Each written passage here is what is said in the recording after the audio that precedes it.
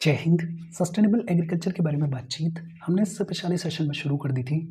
Sustainable agriculture की इसी बातचीत को आज के सेशन में भी कंटिन्यू करते हुए आज के सेशन में सबसे पहले हम बात करेंगे सस्टेनेबल एग्रीकल्चर प्रैक्टिसेस के बारे में। इसके बाद हम पढ़ेंगे technologies used in sustainable agriculture के बारे में और फाइनली हम बात करेंगे चैलेंजेस टू सस्टेनेबल एग्रीकल्चर के बारे में। इन सभी चीज़ों के बारे में आज हम पढ़ेंगे, बातचीत करेंगे। देखो शुरू करते हैं। सबसे पहले हम बात करेंगे सस्टेनेबल एग्रीकल्चर प्रैक्टिसेस के बारे में। कई सारे प्रैक्टिसेस को अडॉप्ट किया गया सस्टेनेबल एग्रीकल्चर के अंदर। जैसे सबसे पहले बात की गई है क्रॉप रोटेशन के बारे में। क्रॉप रोटेशन का मतलब क्या होता है? किसी एक फील्ड के अंदर सिक्वेंशियल सीजन्स में अलग अलग क्रॉप्स को उगाना क्रॉप रोटेशन कहलाता है। फॉर एग्जाम्पल, मान लेते हैं कि ये कोई लंबा चौड़ा फील्ड है। इस फील्ड के अंदर एक के बाद एक सीजन्स में अलग अलग क्रॉप्स को उगाना ही क्या कहलाता है? क्रॉप रोटेशन कहलाता है। ये जो क्रॉप रोटेशन देखने को मिलता है, इसका फायदा क्या होता है? एक तो इससे सॉइल हेल्थ इंप्रूव होती है। कैसे इंप्रूव होती है? मान लेते हैं कि किसी एक सीजन में आपने ए क्रॉप को उगाया, जो अगला सीजन आया उसमें आपने बी क्रॉप को उगाया। ये जो ए क्रॉप है ये सर्टेन न्यूट्रिएंट्स को यूटिलाइज करती है, लेकिन साथ ही साथ ये जो ए क्रॉप है ये कुछ न्यूट्रिएंट्स को रिलीज भी करती है। ये जो ए क्रॉप है ये कुछ न्यूट्रिएंट्स को यूटिलाइज नहीं भी करती है। तो जब अगले सीजन में आप बी क्रॉप उगाओगे तो आप ध्यान दोगे कि आप एक ऐसी क्रॉप सेलेक्ट करो जो कि उन न्यूट्रिएंट्स को यूटिलाइज करती है जो कि ए ने रिलीज किए या फिर जो कि ए ने यूटिलाइज नहीं किए। और अगर आप ऐसा करोगे तो जो ओवरऑल सॉइल हेल्थ है वो इंप्रूव होगी या नहीं होगी? बट ऑब्वियस बात होगी। ये जो सॉइल है इसमें न्यूट्रिएंट्स एडिक्वेट देखने को मिलेंगे या नहीं मिलेंगे? बट ऑब्वियस बातें देखने को मिलेंगे। इसके अलावा जो पेस्ट पॉपुलेशन है उसमें रिडक्शन देखने को मिलेगा या नहीं मिलेगा? बट ऑब्वियस बात है पेस्ट पॉपुलेशन में रिडक्शन देखने को मिलेगा, बिकॉज डाइवर्सिटी है। जो डिजीज का प्रेशर है उसमें रिडक्शन देखने को मिलेगा या नहीं मिलेगा? बट ऑब्वियस बात है देखने को मिलेगा। और आप हर एक सीजन में अलग अलग क्रॉप्स को प्लांट कर रहे हो तो बायोडाइवर्सिटी इंक्रीज होगी या नहीं होगी? बट ऑब्वियस बात है बायोडाइवर्सिटी इंक्रीज होगी।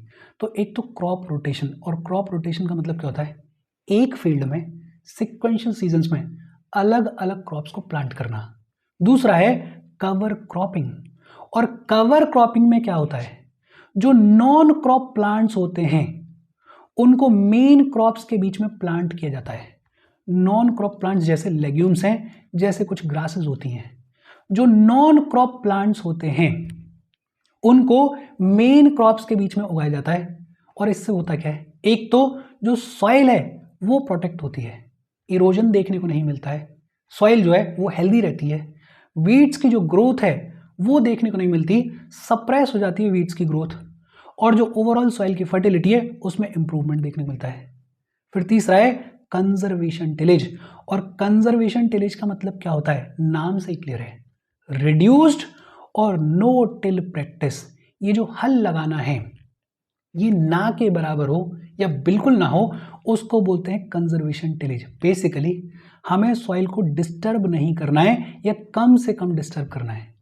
और इस कंजर्वेशन टिलेज का फायदा क्या होता है? एक तो जो सॉइल मॉइस्चर होता है वो कंजर्व रहता है। कैसे? आपने सॉइल को खोदा नहीं, हल नहीं लगाया, तो जो सॉइल मॉइस्चर है वो कंजर्व रहेगा, इरोजन में कमी देखने को मिलेगी। आपने सॉइल में हल नहीं लगाया है, खोदा नहीं है, तो इरोजन कम देखने को मिलेगा, और फिर ओवरऑल जो सॉइल स्ट्रक्चर है उसमें इंप्रूवमेंट देखने को मिलेगा। चौथा, इंटीग्रेटेड पेस्ट मैनेजमेंट, और ये जो इंटीग्रेटेड पेस्ट मैनेजमेंट है ये भी नाम से ही क्लियर है। बेसिकली जो पेस्ट पॉपुलेशन है उसको हमें कंट्रोल करना है, उसको हमें मैनेज करना है। और इसको मैनेज कैसे किया जाता है? इसको मैनेज किया जाता है by using combination of biological, cultural and chemical methods. फिर इसके बाद ऑर्गेनिक फार्मिंग, और ऑर्गेनिक फार्मिंग के बारे में पिछले सेशन में भी हमने पढ़ा था। Farming via natural processes, natural processes के थ्रू जो फार्मिंग की जाती है उसको ऑर्गेनिक फार्मिंग बोला जाता है।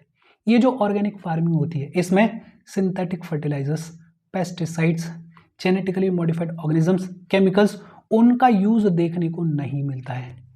फिर इसके बाद एग्रो फॉरेस्ट्री, और एग्रो फॉरेस्ट्री क्या होती है ये भी नाम से ही क्लियर है।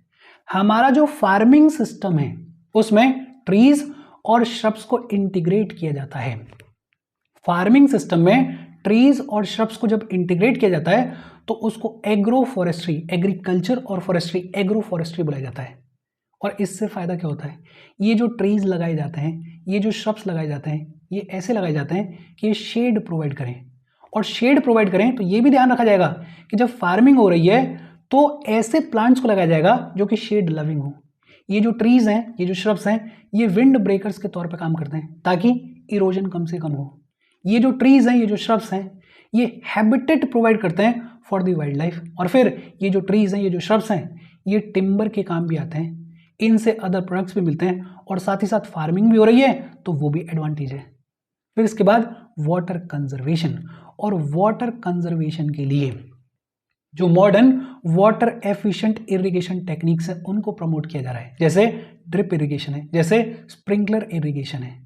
और ये जो ड्रिप है, ये जो स्प्रिंकलर इरिगेशन है, ये एक तरीके से क्या है, टारगेटेड इरिगेशन है। इसमें वाटर की वेस्टेज नहीं होती है, तो वाटर यूज जो है वो रिड्यूस हो जाता है। बेसिकली ज़्यादा पानी जैसे फ्लड इरिगेशन में देखने को मिलता है वैसे वेस्ट नहीं होता है, और वाटर पॉल्यूशन जो है उसमें कमी देखने को मिलती है। इजी और सिंपल सी बातचीत है। देखो ये जो छोटे छोटे टर्म्स हैं ये बेहद काम के टर्म्स हैं, ये टर्म्स आपको पता होने चाहिए। एक बार फिर से देख लेते हैं। क्रॉप रोटेशन की अगर बात करें तो सेम फील्ड के अंदर सिक्वेंशियल सीजन्स में अलग अलग क्रॉप्स को प्लांट करना क्रॉप रोटेशन कहलाता है। कवर क्रॉपिंग की अगर बात करें तो मेन क्रॉप्स के बीच में जो नॉन क्रॉप प्लांट्स होते हैं उनको प्लांट किया जाता है। कंजर्वेशन टिलेज की अगर बात करें तो सॉइल को डिस्टर्ब नहीं करना है, ना के बराबर टिलेज प्रैक्टिसेस को यूज करना है।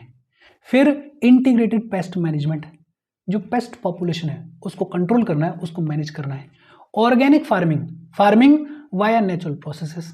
एग्रो फॉरेस्ट्री, एग्रीकल्चर और फॉरेस्ट्री दोनों को जब इंटीग्रेट किया जाता है तो उसको एग्रो फॉरेस्ट्री बुलाया जाता है। और वाटर कंजर्वेशन, इसके बारे में ऑलरेडी आपको पता है। होपफुली ये जो टर्म्स हैं ये टर्म्स आपके दिमाग में सेट हुए होंगे। हम आगे बढ़ें उससे पहले वीडियो पे लाइक के बटन को दबा दो। लाइक दबाना ज़रूरी है बिकॉज यूट्यूब ऐसे ही फंक्शन करता है।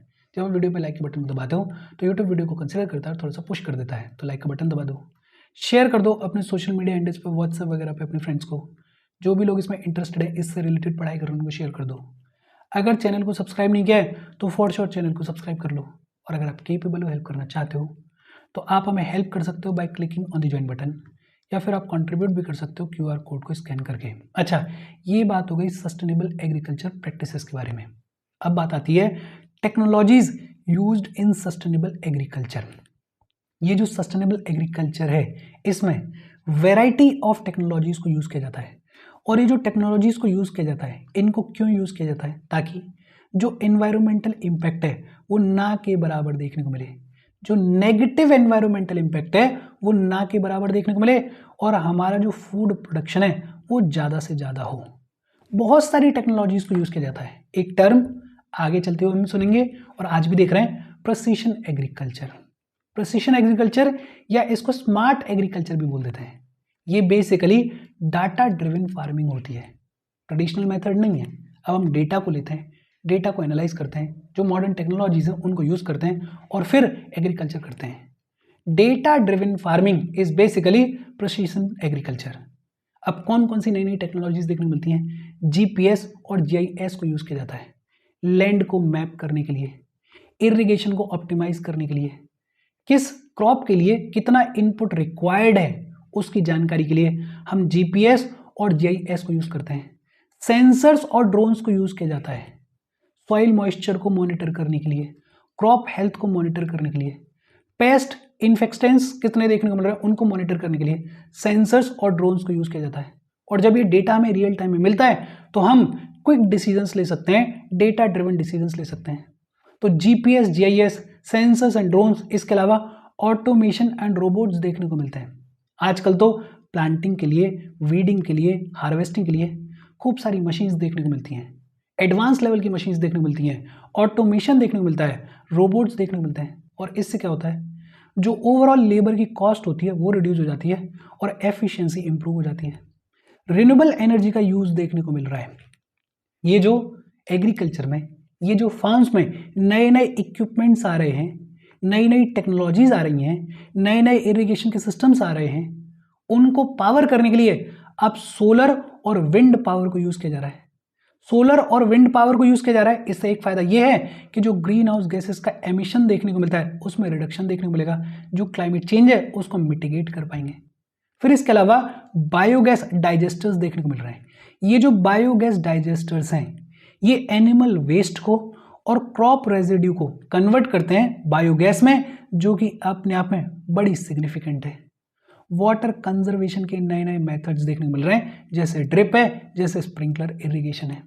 और फिर वाटर कंजर्वेशन में सिर्फ मॉडर्न टेक्नोलॉजीज ही नहीं, हम रेन हार्वेस्टिंग को भी प्रमोट कर रहे हैं, हम वाटर एफिशिएंट क्रॉप्स को भी प्रमोट कर रहे हैं, सॉइल हेल्थ मैनेजमेंट के ऊपर काम किया जा रहा है। बहुत सारे मेथड्स, जैसे अभी हमने बात की है कवर क्रॉपिंग के बारे में, अभी हमने पढ़ा है नो टिल फार्मिंग के बारे में, कंपोस्टिंग के बारे में हमने पढ़ा हुआ है, ऑर्गेनिक फार्मिंग के बारे में अभी हमने बात की है। ये जो मेथड्स हैं इनको यूज किया जा रहा है सॉइल हेल्थ को मैनेज करने के लिए। और फिर बायोटेक्नोलॉजी की भी मदद ली जा रही है। बायोटेक्नोलॉजी में बायोपेस्टिसाइड्स के ऊपर फोकस किया जा रहा है। ये जो बायोपेस्टिसाइड्स हैं ये बेसिकली जो नेचुरल पेस्ट कंट्रोल के एजेंट्स होते हैं उनको डेवलप करते हैं, उनको यूटिलाइज करते हैं। बेसिकली नेचुरल के ऊपर फोकस किया जा रहा है, बायो फर्टिलाइजर्स के ऊपर फोकस किया जा रहा है। ये जो बायो फर्टिलाइजर्स हैं ये सॉइल फर्टिलिटी को एनहेंस करते हैं और जेनेटिक इंजीनियरिंग की भी मदद ली जा रही है। हम ऐसे सीड्स की वैरायटीज को डेवलप कर रहे हैं जो कि ड्राउट टॉलरेंट हो, जो कि डिजीजेस के प्रति रेजिस्टेंस हो और जिनमें एफिशिएंट न्यूट्रिएंट देखने को मिले। तो बायोटेक्नोलॉजी की भी मदद ली जा रही है। अब देखो, अगर आप देखो टेक्नोलॉजीज की बातचीत तो आपको समझ में आना चाहिए कि ये रटने वाली चीज़ नहीं है। ये ऐसी चीज़ है कि अगर आप न्यूज़पेपर पढ़ रहे हो, थोड़ा बहुत अवेयर हो, थोड़ी बहुत जानकारी है, तो ये सारी चीज़ आपने देखी हुई है। जीपीएस है, जीआईएस है, सेंसर्स हैं, ड्रोन्स हैं, ऑटोमेशन है, रोबोट्स हैं, रिन्यूएबल एनर्जी है, वाटर कंजर्वेशन है, सॉइल हेल्थ मैनेजमेंट है, बायोटेक्नोलॉजी है, जेनेटिक इंजीनियरिंग है। ये बेसिक चीज़ें हैं जो कि एग्रीकल्चर को एडवांस करने के लिए यूज़ की जा रही हैं। इसके बाद बात आती है challenges to sustainable agriculture. Sustainable agriculture के सामने चैलेंजेस क्या हैं? एक जो बड़ा चैलेंज है वो है क्लाइमेट चेंज। ये जो क्लाइमेट चेंज है ये रियलिटी है और बड़ा रैपिड है। टेम्परेचर्स बढ़ते जा रहे हैं, रेनफॉल पैटर्न्स जो हैं उनमें चेंजेस देखने को मिल रहे हैं और सिग्निफिकेंट चेंजेस देखने को मिल रहे हैं। एक्सट्रीम वेदर इवेंट्स देखने को मिलते हैं, जैसे ड्राउट्स देखने को मिलते हैं, जैसे फ्लड्स देखने को मिलते हैं। और इस सब की वजह से इवेंचुअली क्या देखने को मिलता है? रिस्क ऑफ क्रॉप फेलियर देखने को मिलता है। इस सब की वजह से हमारा जो एग्रीकल्चर है वो नेगेटिवली इंपैक्ट होता है। तो क्लाइमेट चेंज, इसके लिए हमें सिग्निफिकेंट स्टेप्स लेने की ज़रूरत है, इसको मिटिगेट करने की ज़रूरत है। सॉइल डिग्रेडेशन देखने को मिल रहा है, ओवर यूज ऑफ केमिकल्स देखने को मिलता है, इंटेंसिव टिलेज देखने को मिलता है, डिफॉरेस्टेशन देखने को मिलता है। हमारे कंट्री में ही देख लो, एग्रीकल्चरल कंट्री है लेकिन हमारे फार्मर्स के पास में एडुकेट नॉलेज नहीं है। बिना सोचे समझे केमिकल्स को यूज किया जाता है, बिना सोचे समझे फ्लड इरिगेशन को प्रैक्टिस किया जाता है, बिना सोचे समझे टिलेज किया जाता है। और इसकी वजह से ओवरऑल जो सॉइल है उसमें डिग्रेडेशन देखने को मिलता है, सॉइल इरोजन देखने को मिलता है, न्यूट्रिएंट डिप्लीशन देखने को मिलता है, loss of soil organic matter देखने को मिलता है। तो सॉइल डिग्रेडेशन ये भी अपने आप में बड़ी समस्या है। और यहाँ पे ज़रूरत क्या है कि जो फार्मिंग कम्युनिटी है उसको हमें एजुकेट करने की ज़रूरत है, उसके बीच में हमें अवेयरनेस कैंपेन्स को रन करने की ज़रूरत है। Water scarcity and pollution, over irrigation एक बड़ी समस्या है हमारे कंट्री में। वाटर पॉल्यूशन आप देख ही रहे हो, एग्रीकल्चरल रन ऑफ की वजह से खूब सारा वाटर पॉल्यूशन देखने को मिलता है, पूरी किताब में हमने पढ़ा है। और इस सब की वजह से जो एग्रीकल्चरल प्रोडक्शन होता है उसको नुकसान होता है। बायोडाइवर्सिटी लॉस, अब अगर हम सिंगल क्रॉप्स के ऊपर ज़्यादा फोकस करेंगे, अगर हम मोनोकल्चर फार्मिंग के ऊपर ज़्यादा फोकस करेंगे तो बायोडाइवर्सिटी लॉस देखने को मिलेगा, नहीं मिलेगा? बट ऑब्वियस बात है, देखने को मिलेगा। पेस्टिसाइड्स का यूज देखने को मिल रहा है। ये जो पेस्टिसाइड्स हैं ये सिर्फ जिन स्पीशीज को हम टारगेट कर रहे हैं उन्हीं को नहीं मार रहे हैं, बाकी स्पीशीज को भी खत्म कर रहे हैं। तो बायोडाइवर्सिटी लॉस देखने को मिल रहा है। हैबिटेट डिस्ट्रक्शन देखने को मिलता है। कैसे? एग्रीकल्चर हम एक्सपेंड करते जा रहे हैं, पॉपुलेशन बढ़ती जा रही है, मॉडर्नाइजेशन की तरफ उतना ध्यान नहीं है, एक्सपेंड कर लो, लेकिन पॉपुलेशन भी बढ़ रही है, पॉपुलेशन की भी डिमांड है। अब आपको अगर एग्रीकल्चर एक्सपेंड करना है तो फॉरेस्ट काटोगे, फॉरेस्ट अगर काटोगे तो अल्टीमेटली बायोडाइवर्सिटी का लॉस देखने को मिलेगा। पॉल्यूशन फ्रॉम एग्रीकल्चरल इनपुट्स, अभी हमने बात की है। ये जो फर्टिलाइजर्स का है, ये जो पेस्टिसाइड्स का एक्सेसिव यूज देखने को मिलता है, इसकी वजह से जो ग्राउंड वाटर है, जो सरफेस वाटर है, जो एटमॉस्फेयर है वो कंटेमिनेट होता है, उसमें पॉल्यूशन देखने को मिलता है। और डिफॉरेस्टेशन, डिफॉरेस्टेशन की वजह से हैबिटेट लॉस देखने मिलता है, बायोडाइवर्सिटी लॉस देखने मिलता है, ग्रीन हाउस गैसेस का एमिशन और ज़्यादा इंक्रीज हो जाता है, बिकॉज ये जो फॉरेस्ट होते हैं ये कार्बन को सिक्वेस्टर करते हैं। तो ये चैलेंजेस हैं सस्टेनेबल एग्रीकल्चर के सामने।